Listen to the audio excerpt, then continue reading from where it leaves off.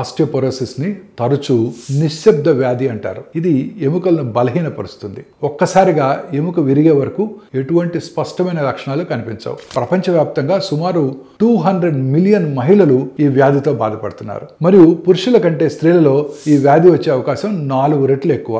దీని గురించి ఇవాళ మనం తెలుసుకుందాం.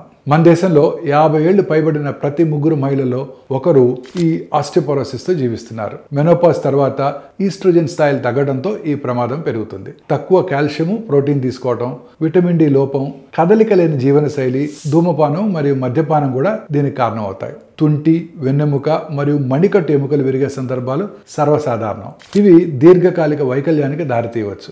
మంచి వార్త ఏంటంటే దీన్ని మనం నివారించవచ్చు. వ్యాయామాలు, కాల్షియం మరియు ప్రోటీన్ అధికంగా ఉన్న ఆహారం మరియు విటమిన్ డి కోసం ఎండలో ఉండటం వంటి వాటికి ప్రాధాన్యత ఇవ్వాలి. ధూమపానం మరియు అతిగా మద్యపానం చేయకుండా ఉండాలి. మరియు ముఖ్యంగా 50 ఏళ్ల వయసు వచ్చే నాటికి ప్రమాద కారకాలు గనక ఉన్నట్టయితే ముందుగానే బోన్ డెన్సిటీ స్కాన్ చేయించుకోవాలి. ఇప్పుడు గనక ఎముకలు బలంగా ఉంటే భవిష్యత్తులో ఎముకల్ని విరగకుండా చూసుకోవచ్చు.